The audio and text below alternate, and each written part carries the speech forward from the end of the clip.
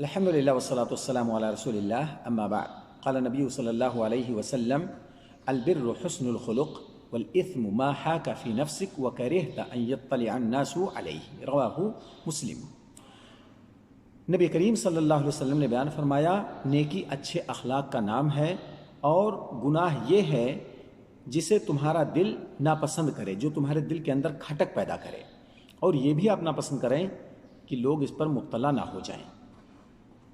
ایسے تو قرآن مجید کے اندر اور حدیث کے اندر گناہوں کی تفصیل بتا دی گئی، یہ گناہ کا کام ہے اور یہ اچھا کام ہے، یہ نیک کام ہے، یہ بھلائی کا کام ہے، ساری تفصیل بتا دی گئی ہیں۔ اس کے علاوہ ہمارے دل کو بھی اس طریقے سے اللہ رب العالمین نے بنایا ہے کہ ہم بھلائی اور برائی کے اندر تمیز کر سکیں، اور ہمارا دل اچھا کام کرتے ہوئے خوشی محسوس کرے، اور اس کے علاوہ برا کام کرتے ہوئے ہمارا دل اس چیز کو ناپسند بھی کرے، ہمارے دل کے اندر کھٹک پیدا ہو کہ یہ جو کام کر رہا ہوں یہ غلط ہے۔ اور اسی طریقے سے ہم یہ بھی محسوس کریں غلط کام کرتے ہوئے کہ لوگ اس پر کہیں مبتلا نہ ہو جائیں، یہ بھی ڈر ہمیں لگا رہے۔ اس طریقے سے اللہ رب العالمین نے نیک کام اور برے کام کے درمیان ہمارے پاس ایک ایسا دل دیا ہے جو تمیز کرنے والا دل ہے۔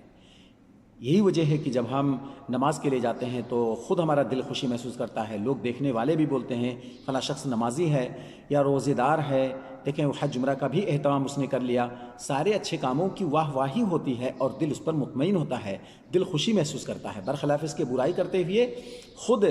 دل کے اندر کھٹک پیدا ہوتا ہے، یہ کام میں اچھا نہیں کر رہا ہوں، اس کے بعد پچھتاوا بھی ہوتا ہے، دل ملامت بھی کرتا ہے، اور یہ خدشہ بھی لگا رہتا ہے کہ لوگ اس پر مبتلا ہو جائیں گے، جان لیں گے تو ہمیں کیا کہیں گے۔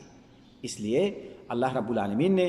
جس طریقے سے ہمیں پیدا کیا ہے، ہر چیز کی ہمیں گائیڈ کر دی ہے، ہمیں بتا دیا ہے، ہر چیز کو واضح کر دیا ہے، اور اس میں کوئی کہیں پیچ نہیں، کہیں خم نہیں، بالکل سیدھا اور سپاٹ اسلام کا راستہ ہے۔ ہر چیز کو اللہ رب العالمین واضح کر دیا ہے۔ اللہ رب العالمین ہمیں جب تک اس دنیا میں رکھے اچھے کام کرنے کی توفیق عطا فرمائے، اور برائیوں سے اللہ رب العالمین ہمیں بچا کر کے رکھے۔ وآخر دعوانا ان الحمد للہ